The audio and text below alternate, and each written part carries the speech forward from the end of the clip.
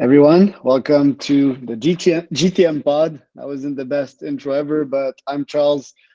He's Trevor Longino, Charles Cormier. This is an experiment. It'll be fun. GTM pod is basically everything agencies, everything business ideas, everything cold email. The audience are other agency founders, SaaS founders as well.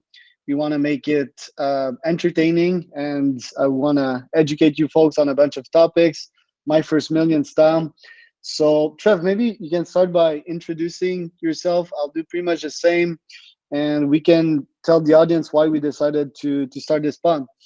Sure. Hi, I'm Trevor. I run Crowd Tamers. We're an agency that launches SaaS startups from zero to $1 to $2 million in annual revenue. Um, and it seems like talking about agency life. My agency is only 2 years old. I've been doing startup marketing for 20 years. So there's a big shift in how I've had to think with my brain and how I think of how a business should run. And Charles definitely has more agency experience than I do, I think. But I'm the grumpy old man here. Yeah, 6 years on my side, 10 years in the entrepreneurial game. I've tried a bunch of agencies over the years. It's like my first was a Facebook ads agency for realtors. Believe it or not, it was hard, man. I reached 30K MRR, and I would sell my services at like $600 a month, or even $300 a month. So like that was hard. I had so many realtors. They had like top expectations and so forth. Then I started this call center because they wanted more leads, and that kind of got itself to the ground quite quick. It's pretty much the worst business model, especially in Canada, where like you can't do shit with the CRTC and so forth. And that got me to the cold email agents I'm running today, mostly SaaS and agency founders. But your background is kind of interesting. You're Polish, I believe you told me. No, I lived in Poland for 7 years. I'm from the States. Okay, but I mean, your mustache tells another story. Or your family name, Yes. Longino, that's like Italian, Yes. no? Yes. Okay, so like you lived in Poland, you lived in the States, you live in Canada now. Like that, you have a pretty eclectic background. Definitely. Um, I think I'm the grumpy old man here, right? I'm 40. Uh, the difference between opportunity that I see people in my age cohort, right? All the kids I went to college with, all the people I went to college with, and my younger siblings who are now, what are they? I think 35, 33, and 31. Uh, when I got out of college, I quickly realized that there wasn't a lot of opportunity in Florida. And so noped out, went to Europe, and now over here in Canada. Had no student debt, was I think the only person in my family who graduated with no student debt. And just watching the economy crunching in, watching housing prices skyrocket, grocery prices, like everything is getting so expensive. So everybody your age and younger, Charles, you guys are fucked, man. So part of my peregrinations around the globe was me looking for someplace where I thought there was opportunity that didn't exist. Like when I knew I was going to have a family, I made sure to live places where there was nationalized healthcare Okay. because the cost of having my kids born was $0. I mean, I pay taxes, but nothing up front, right? In the States, that's between $20 to $200,000 of a Yeah, child, right? Like I didn't want to be on the hook for that, so that's part of why I've bummed around, and that's it has smart. affected my marketing some too, how I choose to work, what I choose to do. But the background, I'm not someone who's guilty of having planned things on purpose much. Maybe more so now than the previous 38 years of my life. I just kind of went places when it seemed like a good time to go there. Yeah, it's And kind of that did actually. subconscious. It's like I'm the same way with like that my digital nomad life, which is still ongoing to some point. But I listened to these podcasts, read these books, and I just wanted to try it out. It's the same experimental mindset as an agency. You try it, you see if it's for you. If it's not, then you stop it, right? And I did that for past 6 or 7 years, and I'm reaching the peak now. I'm like tired of fucking traveling and taking planes. I hate them. So yeah, I'm guessing I'm reaching the somewhat of the stage of life life that you're reaching. Why did you say that younger generations are fucked, by the way? The economic deck is so stacked against. I mean, even like you look at boomers, you look at Gen X, you look at the opportunities they had when they hit 25, right? Mm, And they actually started a real career. And you compare that to opportunities like I graduated college into the uh in '05, and mhm, so the '07 depression, mhm, right, shows up, screws me. Well, actually, I guess '08. '08 shows up, screws me all the way into 2010 when I left the country and moved to Poland. And then here I'm now back. Like I'm 40. I'm at, in theory, the peak of my earning potential. And I'm looking at, I'm never going to be able to afford a house, much less my younger siblings. One of my younger siblings bought a house. It was a house with literally no floor on the ground mhm. floor, and it all rotted out. And it cost him $250,000 for a Mm, house that he literally, like, the deck had fallen off. I mm, his brother and I and a bunch of folks showed up and just help him put a deck so he could get back into the house that has no floor. Like that's what you yeah, have to do, and yeah, just that the ludicrousness of that. $250,000 for a place you can't even live in yeah, the yeah. middle of nowhere too. He's out in the sticks. Like, No, it's how is kind of that? tricky. How is that good? Right? It doesn't work. Kind of tricky, but first in Canada, like people don't have student debts much, or they pay way less than in US. Yeah. Second thing, boomers, for example, yeah, there were more jobs, but there were also more competition, no, to get I these mean, jobs. no. When boomers went out to the market, like the classical boomer advice to get a job is, well, just you walk into the store and you ask to speak to the manager and you give him a good handshake and you say, I want to work for your company. And by God, you get hired like that. And I'm Mm, like, if you tried that today, one, security would escort you off the grounds. But two, like, try and get a job at Top Leads or at Crowd Tamers by finding the manager and shaking his hand. One, you and I are like Waldo, right? Try to find us somewhere in a crowd because we're a constantly moving target. Two, yeah, if you came to my office and shook my hand, that would mean you've come into my house and I'm calling the police, right? Like, this is not how jobs work anymore. yeah, And, but the difference between being able to say, I'm not qualified, but by gosh, I'm a hard worker, and how the job market looks now is yeah. so tremendous. And then the earning potential of, like, the only way I can pay what I think is even a fair wage for the work my team does is almost all of them are in India and Africa and far Eastern Europe because I can afford to pay. It's close to a Western salary, but it feels like a decent living salary over there. Mhm, mhm. Like I No, for couldn't sure. pay $6,000 for entry level work in Canada. Like I pay myself $8,000 a month, man, and I'm Yeah. 20 years of experience. Like I can't afford to pay junior marketing intern $4,000 a month, $5,000 a month with overhead. Like no way, man. Yeah, with inflation, especially in Canada, and like that labor shortage, so that's a huge problem. But I think we use that to our advantage as digital types of business. I think youngsters nowadays they need to learn to cold email. They need to make a list of all the top companies they would want to work for. Like in my case, I think if I would still be seeking for a job, I don't know, I'd put like a list of Tim Ferriss, Neuralink, all these companies slash individuals or podcasters I respect. I'd reach out to them, try to get a job from them. So I guess it's kind of a different landscape. And same for owning a house. I believe that Airbnb, like they're gonna put up models that are very much attractive, even more so than even owning a house pretty soon enough. Already, like living in Airbnbs in Mexico, you get luxury for like 900 Canadian a month. That's what I've been doing for quite a while, and it's fun. And owning real estate, to me, it's an investment. But other than that, I don't see why. And obviously, sometimes you have to put of your time for maintenance and all that. I don't want to have anything to do with that. I'm more flexible. I'm more free. So I guess it's kind of times are changing. It's not that bleak, or is that your vision of things? Uh, so I am both optimistic and bleak at the same time. I think if we continue to try to live the life that we have been living, the life that the boomers say is the good life, um, it can't be done, right?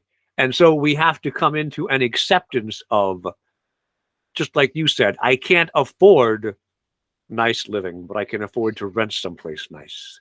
Yeah. And I mean, I live in downtown Montreal, right? So Verdun, which is 20 minutes outside the core of downtown. So it's not like there's no skyscrapers. All of those are 3 or 4 stories, right? Mhm. Um, it's residential. It's the burbs.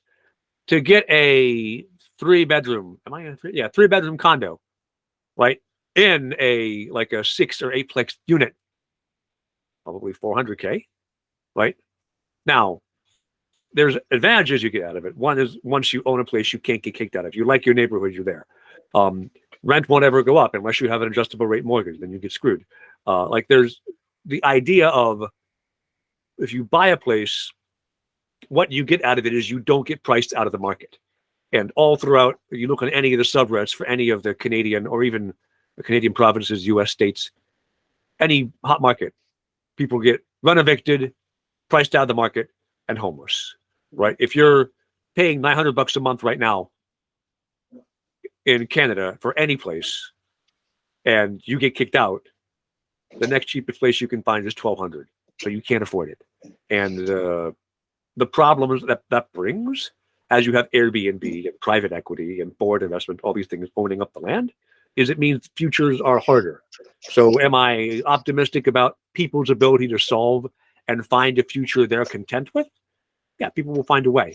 But if Maslow's hierarchy of needs starts with shelter, and you can't own your shelter, it can always be taken away from you. There's a constant weight in the head that says, am I safe now? Can I rest? And that, like having that fundamental need always be not quite fully met, can be a burden for some people. So You're right. You're right. But first, do you need to live that close to Montreal in this area? Like, can't you go away and find better prices? That's one. And two, Maslow's hierarchy, I mean, for normal people, I think it applies, but for folks that are intellectually on a higher level, like me, I know that I'll always have a shelter, and that's smart, and I know that I can add value to other people. A lot of young kids, what they do, they just go in hostels and they trade for services, and I guess you kind of acquire that knowledge and also by doing crazy stuff like sleeping or camping outside, these kinds of experiments, which I did before. And it kind of goes away, but I totally get what you're saying for normal people. yeah, well, so one, the majority of people can't do white collar remote work, right? It's because most jobs aren't white collar remote. A lot of them were during the pandemic. They're now dragging everybody back into the office, right? Which means you have to have a neighborhood. And then if you have to have a neighborhood, you have to live close enough to the office you can commute. And once you have to live close enough to the office to the commute, real estate prices go up. In my case, I have to live close to a good school. I've got 3 young kids, right? I can move out to the boonies, and then the schools are trash because they don't have a tax base. Yeah. So Okay. where I am now, good quality school, high tax base, awesome. But if I wanted to buy a place, I need $500,000. That's pretty pricey. So Yeah. that's trade-offs you make. So where does having an agency step into all of that? How can that help? Yeah, we're going to cut heavily from the first half of this condo. So I do think, so as you talk about how do you unlink the capacity for you to build a future from the old lifestyle that everyone said, you go walk into a company, you shake the manager's hand and you get the job. One is agencies are in many ways about the atomization of a problem solving, right? You say, hey, like I've got written, but not quite yet, sent an email to somebody, a woman I know in Toronto, an AI agent, is an AI company, and she's looking to solve several problems around their digital marketing. And my answer to her is, look, I solve one piece of this, and I can recommend you some agencies that solve other pieces. And it used to be you would hire a whole marketing team to tackle your digital marketing side of things. But to be able to instead have the flexibility to say, I want you to solve this and package it up and hand it off, and these other people to solve this and package it up and hand it off, gives the purchaser power to precisely specify what they want for as long as they want it and then get rid of it. which gives them budget flexibility and execution flexibility. And likewise for me, I have atomized away all the parts of work I don't want to do. Right? If you were a cold email or a sales specialist at a company, right, a VP of sales, you'd have to run cold calling, you'd have to run the metrics, you'd have to run cold emailing, you'd have to run AEs, you'd have to run all of it. That's not what you want to be doing. And so you've taken the part that you find valuable, that you enjoy, and you just do that. And you do that for 40 people instead of for one. It de-risks for you your income streams, because you don't have one job that pays you $100,000 a year, and if you lose the job, you're screwed. Correct. You have 40 jobs that each pay you $2,000 a year or $3,000 a year, and those jobs are what get you the money. Whether you gain some clients, you lose some clients, whatever, it all kind of works out in the wash. And that's the other thing, is agencies, freelancers, even small businesses, increasingly people are seeing they're actually in many ways less risky than going to work for a company. You know, Twitter let off half their staff today, right? Or something like half their staff. Blue chip company does $1.4 billion a year in revenue, just fired 50% of their people who had an all or nothing bet on their income stream. Like, you can't work someplace so safe they won't screw you, but you can work 10 places.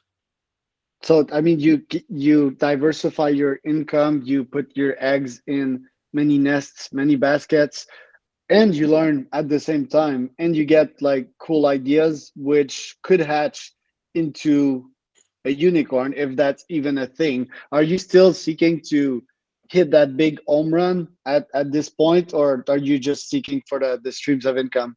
I don't want a unicorn. It sounds exhausting to me to run a company of 200 people or 500 people or 5,000 people. That sounds wretched. The way that Crowd Tamers will grow, if it grows, and of course there's no guarantee, and we're not going to is multiple loosely connected teams that are 5 people or 6 people or 3 people with a focus on making the company 90 or 95% individual contributor. No middle management. That you can eliminate all of it, right? You have the team that works, and then you maybe have like the CEO, the salesperson, whatever, who's executing a cross-team function as minimal as you can. And then, you know, without going crazy, I could pretty easily, and I expect to do by 2025 or so, have 5 to 8 teams in my company and be generating $5-ish million a year in revenue, and keep a third of it to maybe half of it as profit. What else could I do that would make my life better than that? Like, how much more money do I need? Yeah, well, do we have case studies of unicorn CEOs that had a nice lifestyle at the same time? I think I cannot point to one. I'm pretty sure there's a couple, and they've done it in a not so sustainable way. Their goal was the exit. I think the lifestyle is more the VCs that fund them, right? VCs have, sure. I mean, if you're a VC, you're touching that much money, you some of it sticks to your hands. You have a good life. I don't want fractional ownership to somebody else. I don't want having that demand of, you must hit this performance, we gave you this money to do it. I want to build, you know, a comfortable little sub $10 million business. I call it a lifestyle business with the sneer, if you will. All the VCs do, but 99.6 stigmas of founders who go the VC route don't ever get that life. 99 to the 6 sigma of founders in general don't get that life. Agency work is light. Agency work is agile. Agency work is profitable from day one in the theory. And what about if we take shares of the SaaS we work with and build a portfolio out of it? I like that model very much. It complexifies for me, and I'm not smart enough to do the accounting well. I do intend to buy at least 1, if not 2 SaaS businesses next year and scale them and own them, but own them wholly, take no investment. And what do you mean by accounting? Because isn't it as simple as signing a share contract and there you go? No, there's all the tax worries about, okay, well, there's one, share value goes up.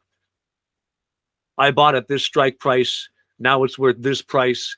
It's not liquid money. Do you have a secondary market? If you have a secondary market and I sell, how much is cap gains? How much is income? How do I properly allocate my portfolio across all of these? As tax laws change and we reach, you've held these shares for too long and you must buy in simple instead of buy as it is, I'd rather have money that I bring in every month. And I know that's how my lifestyle goes. I put this much in savings, this much in investment, this much. I do have investments in some startups. I do. But they are all basically, they're either strategic. I buy shares in a startup so that I can make money now, or they are like, I'm a fractional owner of Gumroad and of Maybe.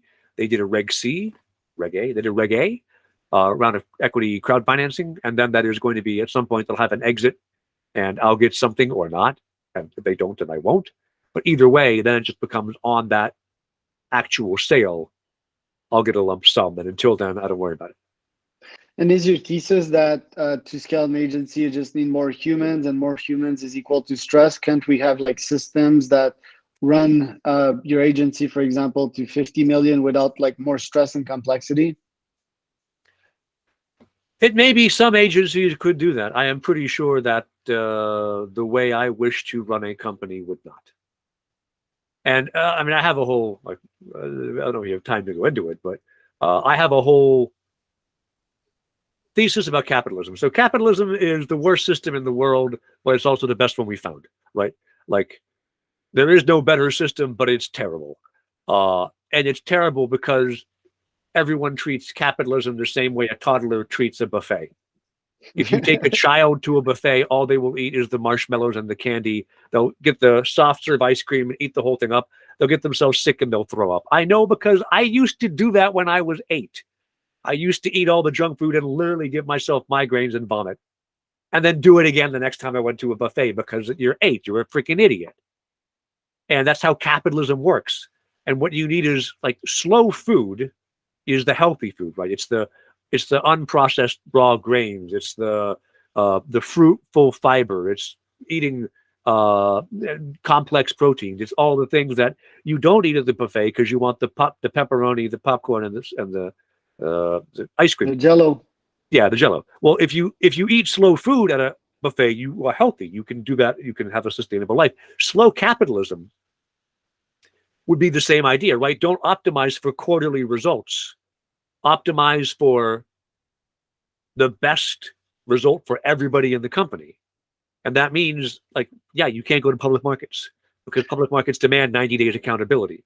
If I want to run a business and I want to say, I'm giving 50% of my profit back to my employees every month, as a public company, I cannot. It is literally against governance principles. As a private company, I can. Why would I ever go public if I think it is important to reward the people who do the work? If my company generates $5 million in profit and I'm one employee out of 50, why wouldn't I take $2.5 million with that? What did you think about Eric Ray's long-term stock exchange? So that's an interesting idea. I still find once you invite other people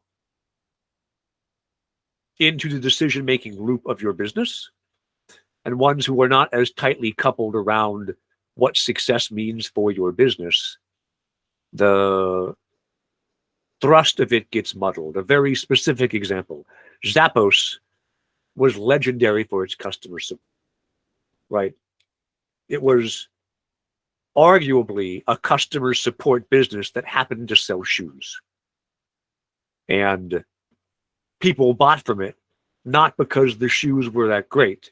They bought from it because you felt like a king when you were working with Zappos. Amazon buys them because Amazon goes, oh, you're a shoe selling business. We can acquire that and optimize it. And now Zappos is just another crappy shoe store, right? Because all of the power that Tony Hsieh had invested in making a customer service business that happened to sell shoes got sapped away. And that problem is why 80% of mergers fail. That problem is why when you go public, the entire thrust of the company changes. That is why something like Meta which is making a long-term play that might pay out, but they've lost $700 billion in market cap in the last year. Not because Zuckerberg is necessarily wrong, but because everybody who gets a vote who's not Zuckerberg says, I don't see it. And so they're tanking the value of the stock. Yo, And let's talk about Facebook. sure. But first, and yet, like my meeting is not joining, so we can go on a bit longer today. Okay. But Tony was kind of shady. Did you read his book? Tony Like Hsieh? happy, yeah, happy at any cost. I think it's named the last one that reported his death and so forth. Yeah. And That and was I read a abstract of it. I have not read the actual book. He yeah, it's was kind of definitely heavy a shit. weird dude, right? Yeah, no, I mean, I want to discuss the psychology, the psychology at play here for his company. It's kind of ironic that he really did everything for the other person and kind of forgot of himself in the process. And I think mental health is not often discussed in founders, and I was the poster child example of someone that was kind of disconnected and had humongous goals and kind of forgot of himself in the process. So the last year of his life, he kind of spent it at the ranch and had a bunch of people on payroll basically abusing of him and draining his Amazon money acquisition away. And I think it was like so sad to see this guy kind of fade away, and he died burned in a shed, Yeah. smoking drugs. I can't remember which one it was. I think it was the gas that makes you laugh, Nitrous So oxide? yeah, That nitrous is super oxide. combustible. That's why they put it in cars, but that's still a weird, that's a weird way to go. Yeah. And he, like, at the end of his life, he was like, yeah, I'm meeting Jeff tomorrow, like Jeff Bezos. And yeah, just to show, he could have got like meetings with Jeff Bezos, but he was like so far away, like in such an unhealthy place that he ended up there. And to me, this customer obsession thing, I mean, I want to make people happy, but like taking it too far, I think it's what you need to do as a company, especially if the competition is doing it. But I think in the end, like being Jeff Bezos, you buy a culture, you buy like human. It's like a acqui-hire kind of. So there's value on that level. But me personally, I would never, put someone on a pedestal twice as high than me. I think that kind of reflects some unhealthiness. But it's who you need in as a customer success in your company. What are your thoughts on that? So agencies, freelancers, startups, businesses, any of them succeed when they are able to package up what they do as something that no one else does quite that, right? Uh, crowd tamers, I do go to market for startups. I take them from 0 to 2 million plus. I've done it 14 times. My positioning is if you want to get from the first step to Series A, and you want to understand every step along the way, the pass and fail points. It's all done with data. This is not this an emotional decision to come to me. Nobody else in the world does that. That's on purpose, right? Um, Tony Hsieh's thing was customer service. And I think almost every founder probably doesn't fit into the happy medium of normal in some way. Because starting a company is a lunatic thing to do. I have come to the realization, like me, Trevor, I'm unemployable because I'm no longer willing to listen to other people on how I should do something, like for my job. Tell me how to fix a toilet. Yes, I'll listen to you. Tell me how to run a marketing campaign. Kiss off. And that's not necessarily a good way to be, but I better start my own company if I'm not going to listen to somebody else, right? So the need to make customer service the number one thing, I mean, you have to be competent at it for sure. Then I don't put a customer above and beyond me. One of the best parts of running an agency is the capacity to fire a bad customer, right? If I have somebody who says, "Hey, I want you to do this," and for I don't do it the exact way they want, and they blow up at me. They're angry. They're pissed. They make my team feel bad. Go. I don't need your money that much, right? That's not customer first thinking. I deliver good results for my customers. I care about the work that I do, but the customer doesn't really come first. The problem comes first for me. I'm not a super people oriented person. So what I like about working for a startup is they've got a cool problem. I want to solve it. Awesome. Let's go. If the person is difficult to work with, never mind. It's not worth it. My business does pretty well, right? I'm doing, what is it? I finished. I don't think my goal was to hit 1 million this year. I won't do it. I'll come in somewhere between 700 and 800 probably, right? Which for a 2-year-old agency, that's not trash. I got COVID twice this year. I basically lost 2 months in terms of sales. That's Holy shit. That really hurts your capacity to hit $1 million a year. Time to buy some immunity caps from ATP Lab, buddy. Mine are coming tomorrow. I mean, at this point, I've caught COVID so many times. I think I've actually maybe even caught it a third time, and this time it was quite minor because I've got all the vaccine shots and I've caught COVID 3 times over the last 2 years. So at this point, I think I'm like, oh, COVID again, yawn, whatever. You think it's linked to stress because the stress weakens the immune system? Like, how stressful is it to run the agency now? I mean, I'm not a person who stresses much ever. It drives my wife crazy. I think I have 3 young children who bring me every disease. And I think I like, you run ultra marathons and you're super healthy. And, you know, I ran a 10K on Wednesday and I still can't walk right here on Friday. Right? Like, we're at different levels, you and I. Like my diet on an average day, my lunch most days is like 10 crackers with cheese, right? Like, I don't live the healthy lifestyle. So similar to my dad's. More of why I got COVID 3 times is I have young children and I treat myself like garbage. Yeah, but yo, coming to Tony Hsieh, I think the line is so fine between like entrepreneurship and insanity. Props to him because he tested like new models, like doubling down on customer service, and holacracy was also somewhat interesting. What are your views on holacracy, Mr. Not So Capitalist? So holacracy is an interesting idea, and the problem I think you run into is the exact same problem as the tragedy of the commons, which is okay. So the CIA disinformation handbook also comes into play here, in that the CIA has, if you wish to destroy an organization, it is quite easy to, in even a modestly complex organization, gum up all the works by consistently raising problems, not offering solutions, deferring decision-making, and basically being the one who sits in the back and says, oh, that can't happen. And if you do that enough, you will grind even like a 10-person team to a complete halt. And a holacracy opens up the capacity for a bad actor to do that. And it is very hard to hire such that in even a group of 10 people, you don't find one bad actor.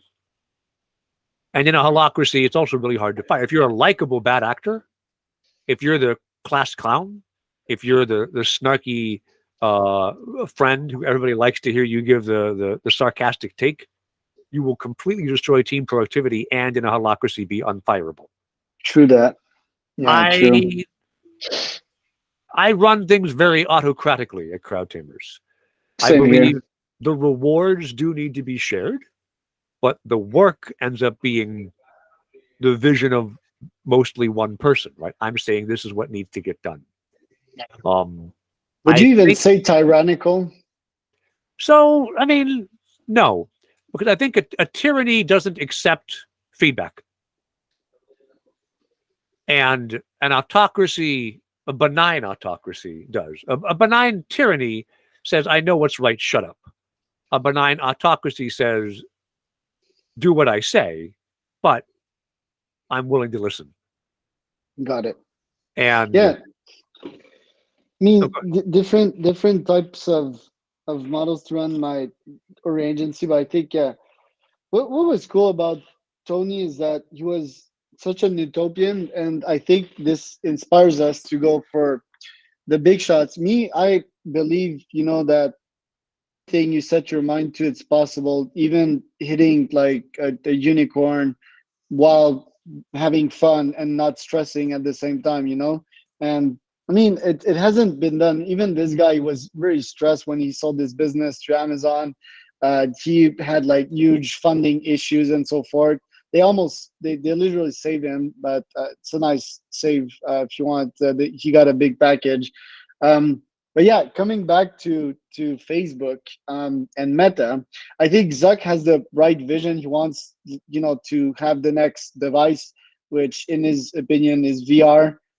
Has some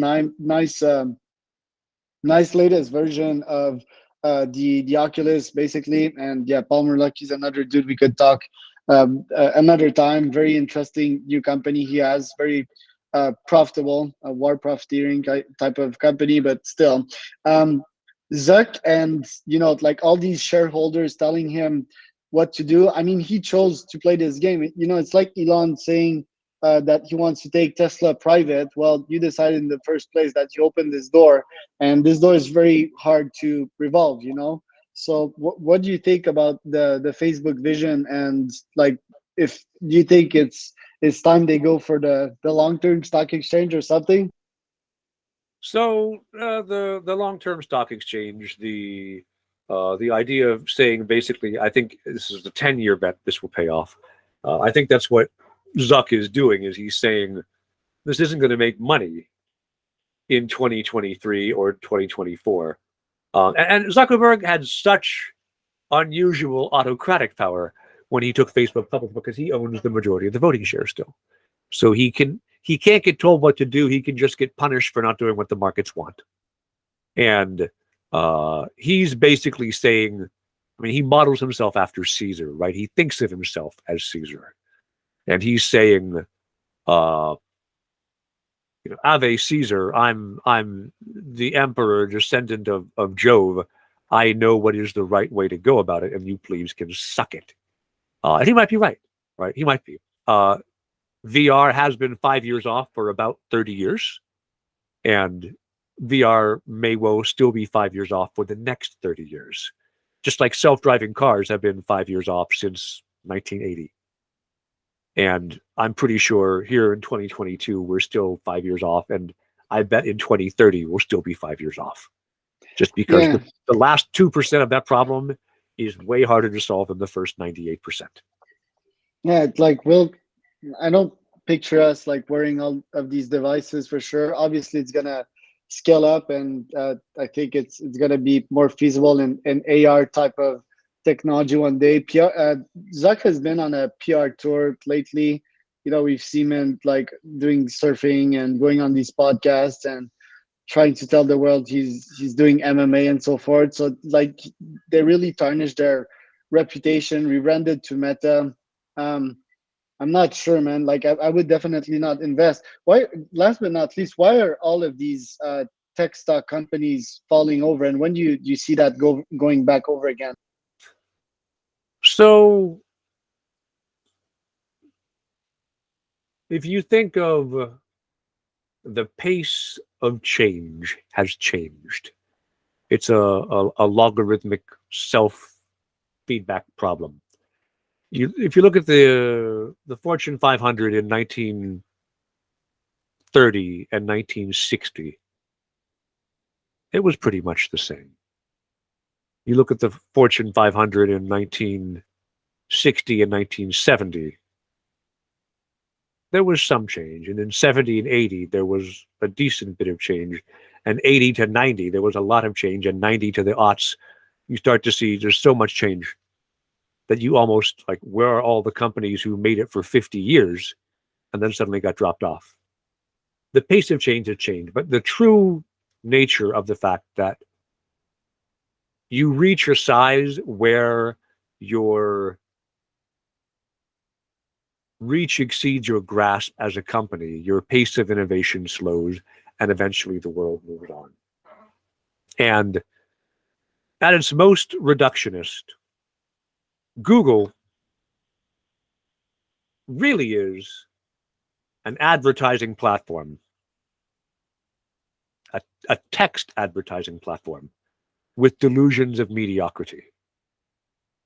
It started as a search engine, and then once they monetized with DoubleClick, once they bought DoubleClick, the whole business became, we're an ad platform, and we're trying to add enough features on that you don't notice.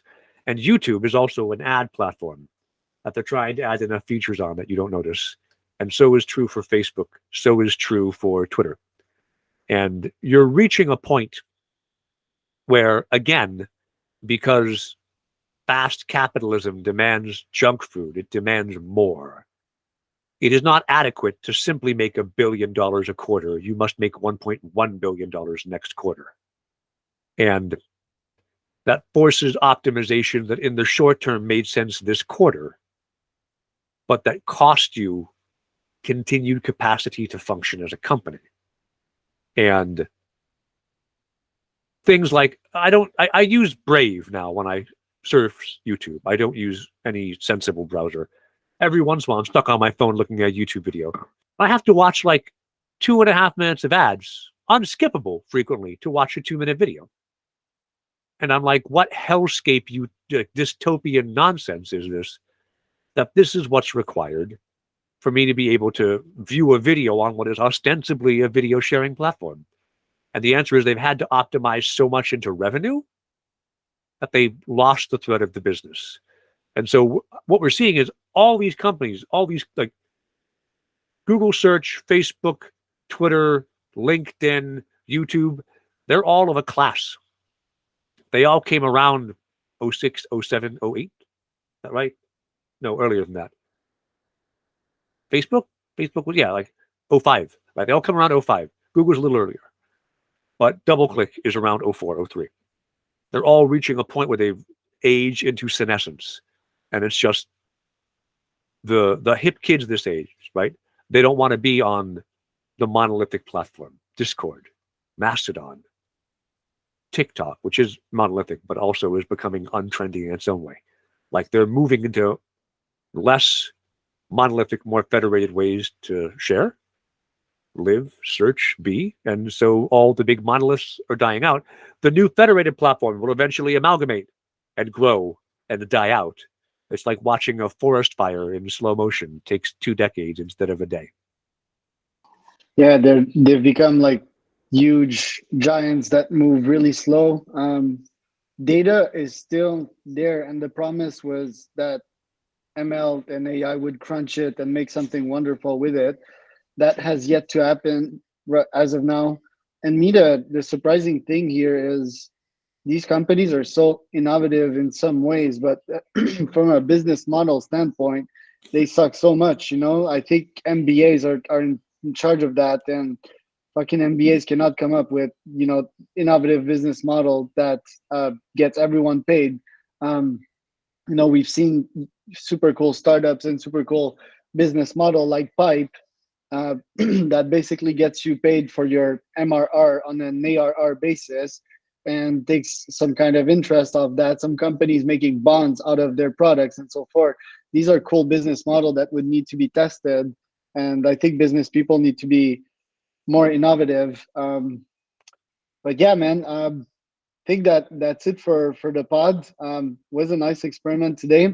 What I suggest we do, finishing this pod, like in the spirit of openness and feedback, maybe we can reflect on the pod openly so that the viewers could see our thinking process here. So what would you have improved for today's call? For 2 guys that run an agency each, we sure didn't talk about that at all. Like barely, right? Yeah, I guess there's a tech component because we're like SaaS nerds as well. So that could be like part of the discussion. I think we took like literally the worst time of the week to record this pod because like energy levels are at such a low. Like me, I've had my last cup of coffee like 6 or 7 hours ago. And weekend is coming, so we're gonna change the time so that the convo can be more fast paced. I think your points are cool. Also, we could like edit some snippets out of that and possibly make something cool. But I would also make it more entertaining and more digestible. Like maybe, yeah, you're right, a bit more organization. Like I don't know, top 3 apps that we discovered this week, or top 3 cold emails concepts I've sent. So maybe we could make it more digestible that way for the viewers too. Yeah, I do think we needed. That was the other point I was going to offer. I think we need to actually have some structure coming into this. We had bandied back before the recording, right? How do we do this? I do think, like, you and I are both SaaS nerds. We're both marketing nerds. We're both early stage business nerds. I think we should lead on that. It's the GTM podcast. We should lead on that and say, hey, how do you, like, what's a theme we can pull on this week and say, hey, like, all of my clients I saw this week had this problem, and how do we address it? Like that, I think might give us a view of what's like in the agency, a view of a problem with GTM, and then it gives us a theme for the week to talk about as we record. Yeah, that'd be good. I want to dive deeper also on the concept of starting small teams. Me, my thesis in business, everything I get good at. Okay, so let's say that I start doing remarketing ads for AdWords. Well, I want to offer it as a service if I get really good for my own company first. So either as I'll stack it to my existing product, or ideally I'd create a brand new company and brand it as remarketing experts, and then I'd give this company ideally like probably 20% ownership to someone, to some little CEO that can run it by itself. So I want to discuss this concept that might be useful, and I want to see your opinions next podcast. Sure, that's the rocket internet theory, right? That's how Yeah, rocket internet grew all through Europe. yeah, but less Nazi. Yeah. That's not today. All right. No, that's fine. I got something I got to wrap up before the end of my work day today. You, I'm sure, have another thing or two to do as well.